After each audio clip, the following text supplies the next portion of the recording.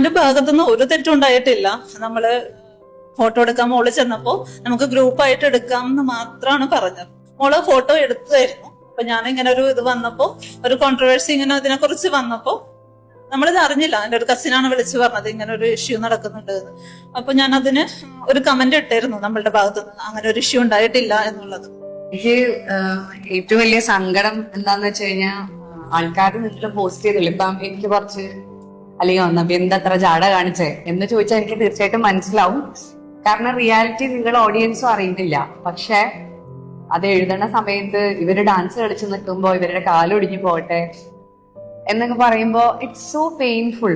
കാരണം എപ്പോഴും എല്ലാത്തിനും രണ്ട് ഭാഗമുണ്ട്. നിങ്ങൾക്ക് തന്നെ ഇപ്പൊ എത്രയോ കാലങ്ങളായിട്ട് സോഷ്യൽ മീഡിയ അറിയാം. എനിക്ക് ഈ സോഷ്യൽ മീഡിയ എന്താണ് വീക്ക് അവർ മീഡിയ അങ്ങനെ എന്തോ ഇവരെ ഒന്നും എനിക്ക് നന്നാക്കാനോ ഇവരുടെ ഒന്നും അവര് കണ്ടുകൊണ്ട് നിൽക്കാണ് എന്താ സംഭവിച്ചതെന്നുള്ളത്. അപ്പൊ ഇവരുടെ ഉള്ളിലുള്ള ഈ ദുഷിപ്പിനെ എനിക്ക് നേരാക്കാൻ പറ്റില്ല. അവരെ സംബന്ധിച്ചിടത്തോളം അവർക്ക് വ്യൂസ് മാത്രം മതി. 19 ലക്ഷം ആൾക്കാർ കണ്ടു, പറയാവുന്നതിനപ്പുറം എന്നെ പറഞ്ഞു. അപ്പോ കള്ളത്തരം ചെയ്തിട്ടല്ല നമ്മൾ പേരും പ്രശസ്തിയും നേടേണ്ടത്. നേരായ വഴിയിലൂടെ നല്ല മാർഗത്തില് നിങ്ങൾക്ക് ഉറപ്പായിട്ടും ഇതിലേക്കൊക്കെ എത്തിച്ചേരാൻ എല്ലാ ഓൺലൈൻ മീഡിയക്കും പറ്റും. അതിന് ഇത്രയും കുതന്ത്രങ്ങൾ ഉപയോഗിച്ചിട്ട് ആൾക്കാരെ വിഷമിപ്പിക്കുന്ന ഒരു ഇത് നല്ലതല്ല എന്ന് എല്ലാവരോടും എനിക്കൊരു വലിയ അഭിപ്രായമുണ്ട്. Thank you so much. ഒരിക്കലും ഇങ്ങനൊരു ആൾക്കാർക്ക് വേണ്ടിയിട്ടൊരു വീഡിയോ ചെയ്യണമെന്ന് ഞാൻ വിചാരിച്ചതല്ല. എന്നെ സ്നേഹിക്കുന്നവർക്ക് ഉള്ള ഒരു മറുപടിയാണ്. ഞാൻ അങ്ങനത്തെ ഒരു വ്യക്തിയല്ല. ഞാൻ സിനിമയിലെത്തിയതും എന്നെ ഒന്ന് ആൾക്കാർ തിരിച്ചറിയണം, അല്ല എന്നെ ആൾക്കാർ നോക്കുന്നുണ്ടോ എന്ന് കൊതിച്ചൊരു ആളാണ് ഞാൻ. അത് ആഗ്രഹിച്ച ഒരു വ്യക്തിയാണ് ഞാൻ.